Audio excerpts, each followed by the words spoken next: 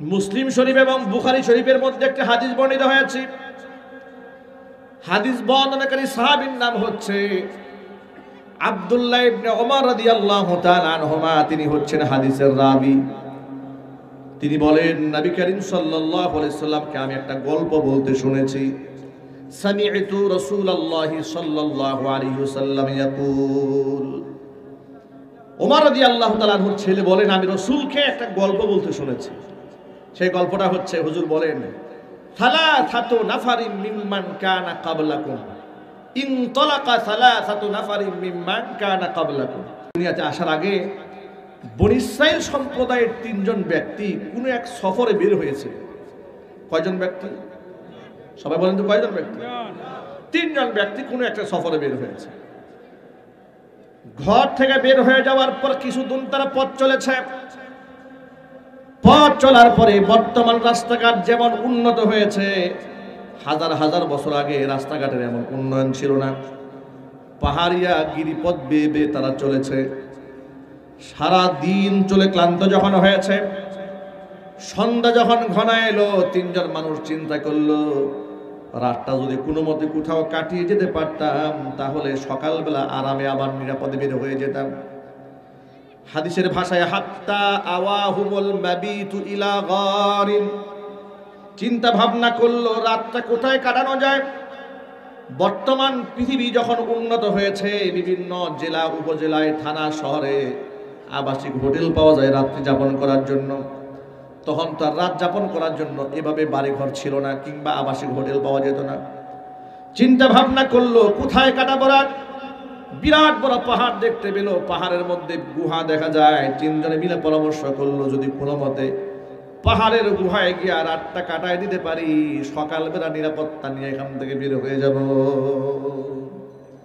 তিনজন ব্যক্তি পাহাড়ের গুহার মধ্যে আশ্রয় গ্রহণ করেছে। রাতের বেলায় ঝড় হয়েছে, জলোচ্ছ্বাস হয়েছে। ঝড় হওয়ার পরে পাহাড়ের উপর থেকে পাথরের একটা বড় টুকরা এটা গড়াতে গড়াতে এসে ওই যে তিনজন যে গুহায় ঢুকেছে, এই গুহার মুখের মধ্যে এসে আটকায় গেছে। এখন এই যে তিনজন ব্যক্তি পাহাড়ের গুহার মধ্যে গিয়ে আশ্রয় নিলেন এবং সেখানকে আটকা পড়ে গেলেন, আপনারা একটু চিন্তা করে দেখুন তো, এই জায়গায় যদি তারা মরে গলে পচে হাড্ডি সার হয়ে যায়, তাদেরকে রক্ষা করার কেউ আছে? একটু জোরে বলতে হবে তো। তারা যদি এখন চিৎকারও করেন, বাহিরে কেউ শুনবে? শুনবেও না। তখন তো আর এই স্যাটেলাইট ব্যবস্থা ছিল না যে মোবাইলে ফোন দেবে, বলবে আমি অমুক জায়গায় আছি, আমাকে একটু উদ্ধার করে নিয়ে যাও, তারও সুযোগ নেই। তখন তারা তিনজনে মিলে পরামর্শ করলো যে মুক্তির উপায় কি। তিনজনে বলল, এমন একটা বিপদে আমরা পড়েছি, এখান থেকে একমাত্র আমাদের রব ছাড়া কেউ আমাদের উদ্ধার করতে পারবে না। সুবহানাল্লাহ, আগে বলেন। ইমানটা চিন্তা করেন। তিনজনে বলল, আমাদের আল্লাহ ছাড়া আমাদের রক্ষা করার কেউ নাই। এক কাজ করতে হবে। কাজটা কি? আজকে আমরা তিনজনে আমাদের জীবনের সবচেয়ে ভালো আমল, যেটা আল্লাহর সন্তুষ্টি কল্পে আমরা করেছি, সেই ওসিলায় আল্লাহর কাছে আজকে আমরা পানাহা চাব। নিশ্চয়ই ভালো আমলের বদৌলতে আল্লাহ আমাদেরকে মাফ করে দিবেন, এই বিপদ থেকে আল্লাহ আমাদের উদ্ধার করবেন। তিনজন ব্যক্তির প্রথম ব্যক্তি আল্লাহর কাছে হাত তুলে বলল, রব্বুল আলামিন, আমার ঘরে বৃদ্ধ বাবা মা আছে, আমি সারাদিন ক্ষেত খামারে কাজ করি, ভেড়া বকরি দুম্বা চড়াই, রাতের বেলায় যখন বাড়ি আসি দুগ্ধ দহন করে সেই দুধ আমার বাবা মা তাদের মুখের মধ্যে না দিয়া, আমার ঘরে সন্তানাদি আছে, স্ত্রী আছে, তাদেরকে তাদের মুখে আমি খাবার দেই না। আমি আমার বাবা মাকে সব সময় সব ব্যাপারে সর্বোচ্চ প্রাধান্য দেই। জোরে কোন আল্লাহু আকবার। বাবা মাকে সর্বোচ্চ প্রাধান্য দেওয়ার মতো সন্তান এই সমাজে অনেক বেশি বর্তমানে, নাকি? কথা বলতে হবে তো, একটু অ্যাভেলেবেল আছে না? বাবা মা বুড়া হয়ে গেলে, বুড়ি হয়ে গেলে ডেট এক্সপায়ার মনে করা হয়, ডেট ফেল হয়ে গেছে, এর কোনো দাম নাই, তার মতামতের কোনো মূল্য নাই। অথচ যেই বাবা মাটাকে কুলে কাখে করে মানুষ করেছে, বুড়া বয়সে সেই বাবা মাকে বুঝা মনে করার অপেক্ষায় থাকে বুড়া মরবে কবে। কথা বলে ঠিক কিনা বলে? নাউজুবিল্লাহ, জোরে পড়েন। যুবক ভাইয়েরা যারা এখানে বসে আছেন, দেখেন এই যে আজকে বাগিচাপুর গোরস্থানের মাহফিল, কবরে অসংখ্য লোকেরা শুয়ে আছে, আপনাদের আত্মীয় স্বজনরা শুয়ে আছে, তাদের জন্য আপনারা বসছেন দোয়া করার জন্য, ঠিক কিনা বলেন? আমরা সকলেই ইনশাআল্লাহ দোয়া করব। আপনারা চিন্তা করেন যে একটা প্রজন্ম আসবে যখন আমরা দুনিয়া থেকে চলে যাব, এই বাগিচাপুরে তখনও মাহফিল হবে, আমাদের পরবর্তী প্রজন্মের লোকেরা দোয়া করবে। কিন্তু এমন অনেক কপাল পুরো আছে, আজকে মাহফিল হচ্ছে, বাপ-মার জন্য দোয়া হবে, আত্মীয় স্বজন কবরে আছে কিন্তু উনি মাহফিল আসে নাই, আসে না নাই? এমনকি এমন কপাল পুরাও আছে, কিছুক্ষণ পরে এখান থেকে উঠে যাবে, বয়ান শুনবে, কিন্তু মুনাজাতটা না দিয়েই বিদায় হওয়ার চিন্তা ভাবনা করতেছে। আপনি মনে রাখবেন, আজকে আপনি ধোঁকা দিয়ে বাপ-মার জন্য দোয়া না করে বিদায় হচ্ছেন, একটা সময় আপনি যখন কবরে চলে যাবেন, আপনার সন্তান ওয়াজ মাহফিলে বসে আপনার জন্য দোয়াও করবে না। কথা বলতে হবে তো, ঠিক কিনা বলেন? যেমন কর্ম তেমন ফল, আমরা এটা আশা করি না। আল্লাহ পাক যেন আমাদের মারহুম আত্মীয় স্বজনদেরকে মাফ করে দেন। সকলে জোরে করে আমি। বাবা মা বেঁচে আছে যাদের, সর্বোচ্চ ভালো আচরণ মুআমালাত আমরা তাদের সাথে করব, আমরা বলি ইনশাআল্লাহ। প্রিয় ভাইরা লক্ষ্য করেন, আল্লাহর সে বান্দা বলছে, রব্বুল আলামিন আমার ঘরের মধ্যে বুড়া মাছ বুড়ি মা আছে, বৃদ্ধ বাবা আছে, তাদেরকে আমি জীবনের সর্বক্ষেত্রে সর্বোচ্চ প্রাধান্য দেই, তাদের মুখে খাবার না দিয়ে কোনোদিন আমি বাচ্চাদের খাবার দেই না। এভাবে আমার দিন চলছে। হঠাৎ একদিন বাড়ি ফিরতে আমার দেরি হয়ে গেল। বাড়ি ফিরে দেখি আমার ক্ষুধার্ত বৃদ্ধ বাবা মা অপেক্ষা করতে করতে তারা ঘুমিয়ে গেছে। আমি যখন বাড়ি ফিরলাম তারা ঘুমন্ত, আমার সন্তানরা জেগে আছি। সন্তানেরা আমার পায়ের কাছে এসে বলল আব্বা জান, দাদা দাদি উভয় একটু ঘুমায় গেছে, আজকে অন্ততপক্ষে আমাদেরকে আগে খাবার দেন, সব সময় তো তাদেরকে খাওয়ান, আজকে আমাদের আগে খাবার দেন। লোকটা বলে, সেদিন আমি স্থির থাকলাম, দাঁড়িয়ে থাকলাম যে না, আমার বাপ মাকে যদি এই মুহূর্তে ডাক দিয়ে ঘুমে বেঘাত সৃষ্টি হবে, এই জন্য ক্ষুধার্ত ঘুমের মধ্যে থাকা বাবা মার শিয়রে সারা রাত দাঁড়িয়ে থাকলাম। যখন ভোর হয়ে গেল, ফজরের ওয়াক্ত হয়ে গেল, বাপ মা ঘুম থেকে জাগলেন। বাবা মা জাগার পরে বাবা মার মুখে আগে খাবার তুলে দিলাম, এরপরে ক্ষুধার্ত সন্তানদের মুখে খাবার তুলে দিলাম। ও আমার রব, এই কাজটি যদি একমাত্র তোমার সন্তুষ্টি কল্পে করে থাকি, আজকে যে মুসিবতের সম্মুখীন আমরা হয়েছি, মেহেরবানি করে এই মুসিবত থেকে আল্লাহ তুমি আমাদেরকে উদ্ধার করে দাও। আল্লাহ নবী বলেন, বান্দা দোয়া করতে দেরি হয়েছে, আল্লাহর কাছে দোয়া কবুল হতে দেরি হয় নাই।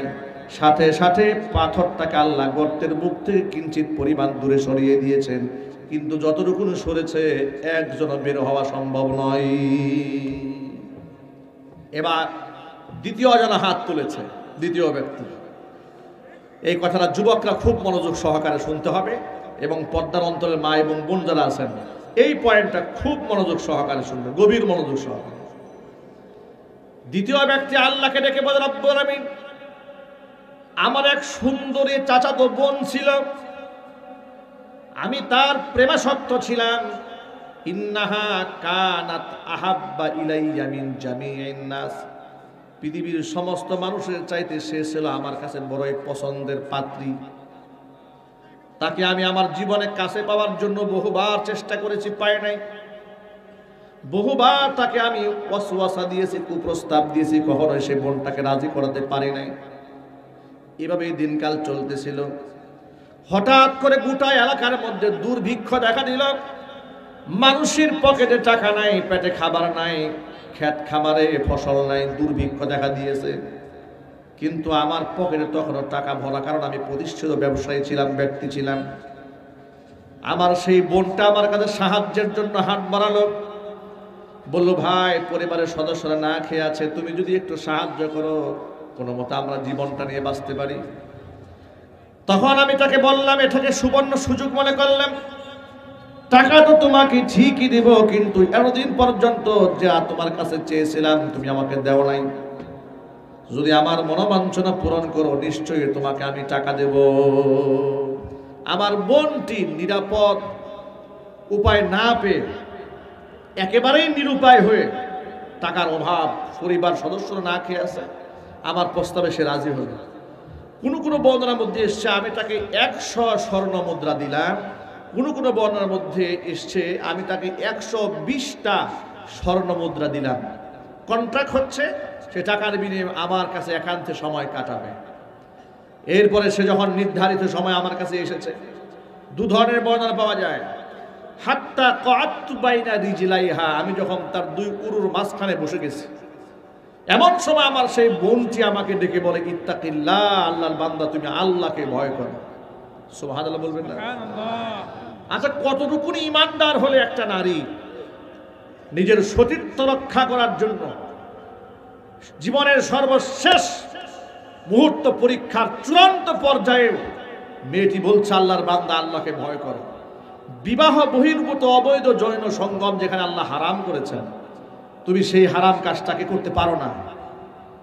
আজকে তো আমাদের সমাজে বয়ফ্রেন্ড গার্লফ্রেন্ড কালচার তৈরি হয়েছে। বয়ফ্রেন্ড যদি গার্লফ্রেন্ডকে হোটেলে ডাকে, গার্লফ্রেন্ড হোটেলে যেতেও রাজি। বয়ফ্রেন্ড যদি গার্লফ্রেন্ডকে কক্সবাজার চলে যাবে, তার সাথে কক্সবাজার যেতেও রাজি। দেশের বাহিরে যাবে, তাতেও রাজি। বিছানায় যাবে, তাতেও রাজি। জঙ্গলে যাবে, তাতেও রাজি। বিবাহ বহির্ভূত অবৈধ প্রেম ভালোবাসা দিয়ে গোটা দেশটাকে নাপাক বানিয়ে ফেলা হয়েছে। শুধু কি তাই, বইয়ের পাতা যে শিক্ষা জাতির মেরুদণ্ড, সেই 2024 সালে বাচ্চাদের হাতে বই দেওয়া হয়েছে। বইয়ের মধ্যে দেওয়া আছে যে বন্ধু এবং বান্ধবীর হাতের স্পর্শ এটা দোষের কিছু নয়। নাউজুবিল্লাহ কি বাড়ি গিয়ে বলবেন? শুধু কি তাই, দেওয়া হয়েছে এসো বন্ধু হই। ছেলে মেয়ে বন্ধুত্ব শেখানো হচ্ছে। আমার কাছে রেকর্ড আছে, মোবাইল আপনাদেরকে দেখাতে পারবো।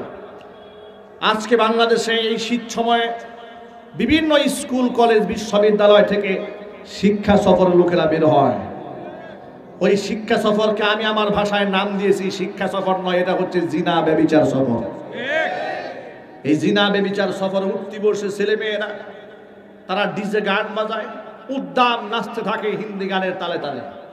এটা কোন জাতের শিক্ষা? এখানেই কি ক্ষান্ত হয়েছে? এখানেই ওরা ক্ষান্ত করে নাই। মাদারীপুরের এক স্কুল শিক্ষক ক্লাস 10-এর ছাত্রদেরকে নিয়ে শিক্ষা সফরে বের হয়েছে। এরপরে উদ্যান নেচেছে ছেলে মেয়েদের সাথে। এরপর নিজের হাতে থাকা মদ ঢেলে ক্লাস 10-এর ছাত্রদেরকে পান করিয়েছে, নিজেও মদ পান করেছে। চিৎকার দেখুন, নাউযুবিল্লাহি মিন যালিক। আজকে কোরআনে কারীমের তাফসীর মাহফিল থেকে সরকারকে বলছি, বাংলাদেশের হিজাব পরার অপরাধে কত মেয়েকে পিটানো হয়েছে, এটা নিয়ে কঠিন প্রতিবাদ হয়েছে। এমনকি হিজাবের পক্ষে যে মহিলাটি ছিল, সেই মহিলাটাকেও এলাকা থেকে তাড়িয়ে দেওয়া হয়েছে, তাকে লাঞ্ছিত অপমানিত করা হয়েছে। এমন ঘটনা বাংলাদেশে আছে। নরসিংদী রেল স্টেশনে ভোরবেলা প্রত্যুষে গত 2 বছর আগে অর্ধনগ্ন এক মহিলা জিন্সের প্যান্ট পরে দাঁড়িয়েছিল। বুরকা পরিহিতা এক মা এই অসভ্য মেয়েটাকে দেখে বলেছে, তোমার এই অশ্লীল পোশাক কেন গায়ে? শত সহস্র পুরুষ তোমার দিকে হা করে তাকিয়ে আছে। এই কথা বলাতে মেয়ে ওই বুরকা পরা মহিলার উপর ক্ষিপ্ত হয়ে তাকে মারতে গিয়েছিল। যে আমার গায়ে বুরকা থাকবে না থাকবে এটা আপনি বলার কে? আপনারা কিছুদিন আগে একটা ভিডিও ভাইরাল হতে দেখেছেন। ঢাকা শহরের এক রিক্সাওয়ালা এক মহিলা প্যাসেঞ্জারকে নিয়ে যাচ্ছে গন্তব্যে। তো রিক্সাওয়ালা মহিলা প্যাসেঞ্জার, তো এই মহিলাকে ডেকে বলছে, মা আপনি তো একটা মহিলা মানুষ, আপনার মাথার কাপড়টা একটু ভালো করে ঢেকে নেন।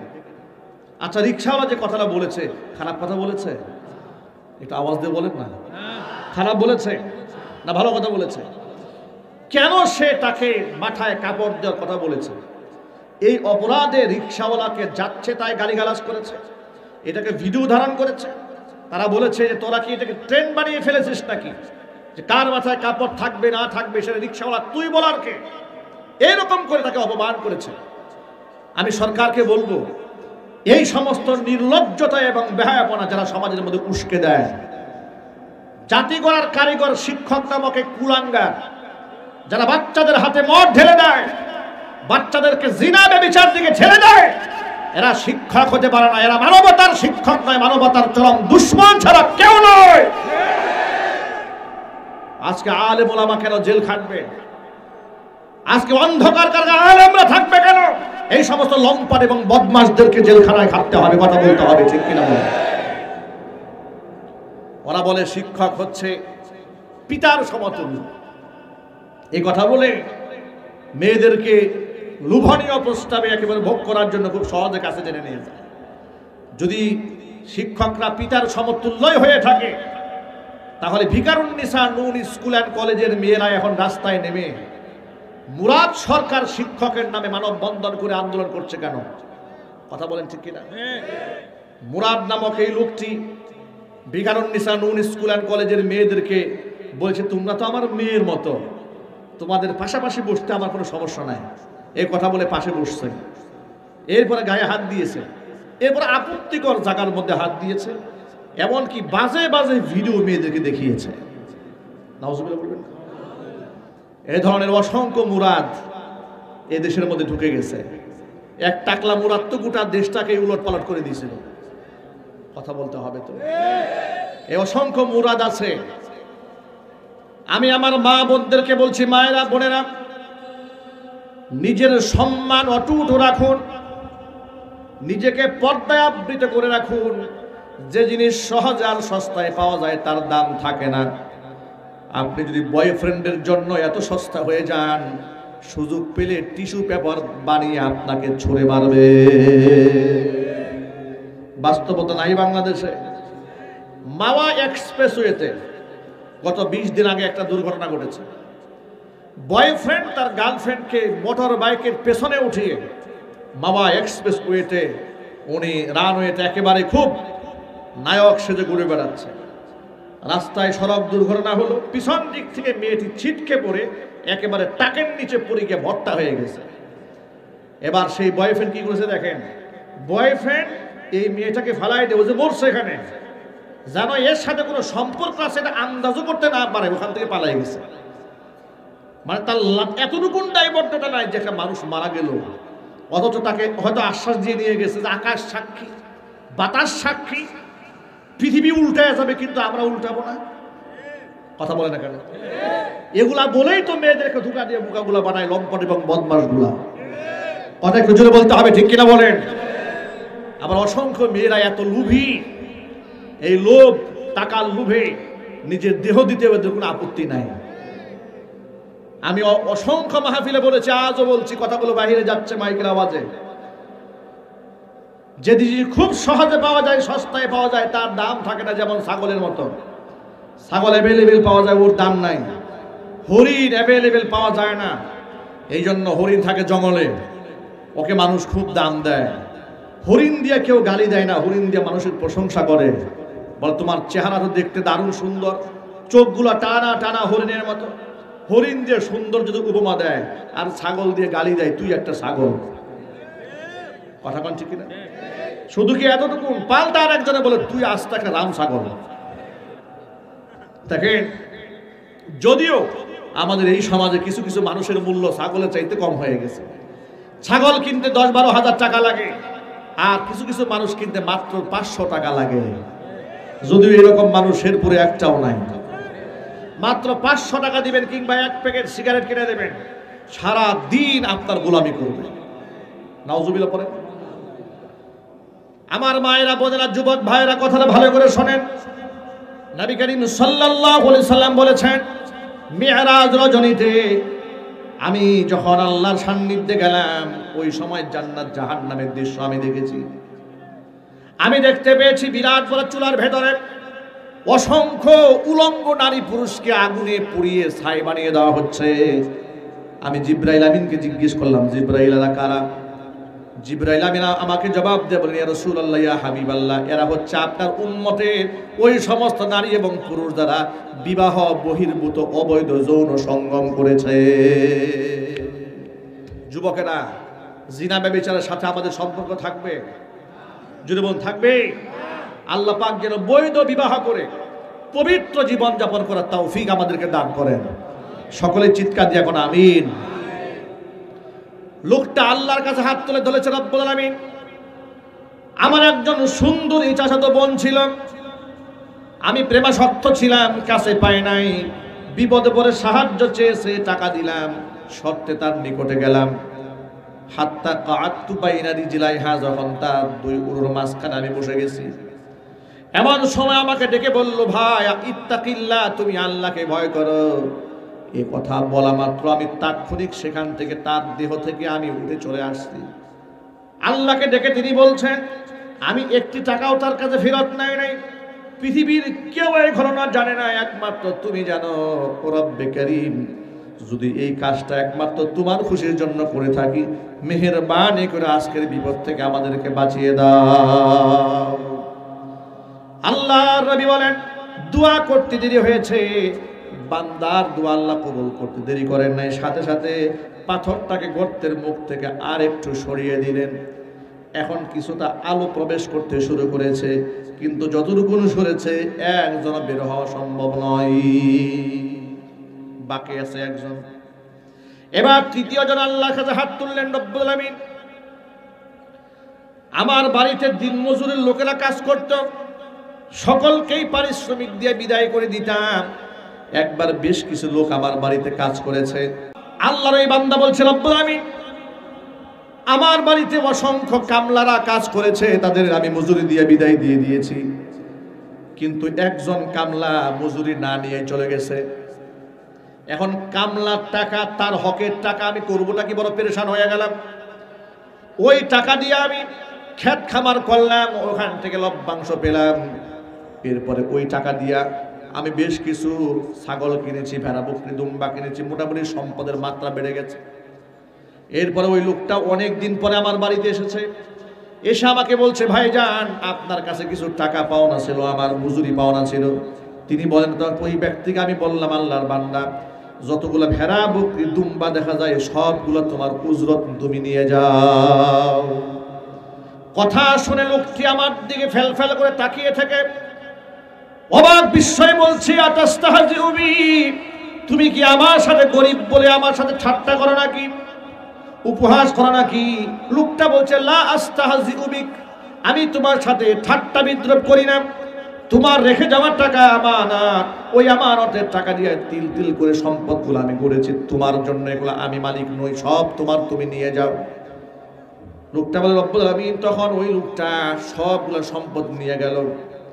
ও আল্লাহ তাআলা, আমি যদি এই কাজটা একমাত্র তোমার খুশির জন্য করে থাকি, আজকে যে মুসিবতের মধ্যে পড়েছি, গর্তের মধ্যে আমরা আটকা পড়েছি, মেহেরবানি করে আজকের বিপদ থেকে আল্লাহ তুমি আমাদের উদ্ধার করে দাও। নবী করিম সাল্লাল্লাহু আলাইহি সাল্লাম বললেন, ব্যক্তি দোয়া করতে দেরি হয়েছে, আল্লাহর কাছে দোয়া কবুল হলে দেরি হয় নাই। সাথে সাথে আল্লাহ রাব্বুল আলামিন পাথরটাকে গর্তের মুখ থেকে পরিপূর্ণ অপসারণ করে তিনজন ব্যক্তির জন্য মুক্তির ফয়সালা করে দিলেন। ঘটনা থেকে অনেকগুলো শিক্ষা আছে। এক নম্বর শিক্ষা হলো, এই পৃথিবীতে আল্লাহর সন্তুষ্টির জন্য যদি আমরা কোনো কাজ করি, সেই কাজের ফসল শুধু পরকালেই পাবো তা নয়, দুনিয়ার বিপদ থেকে আল্লাহ রাব্বুল আলামিন আমাদের উদ্ধার করে দিবেন।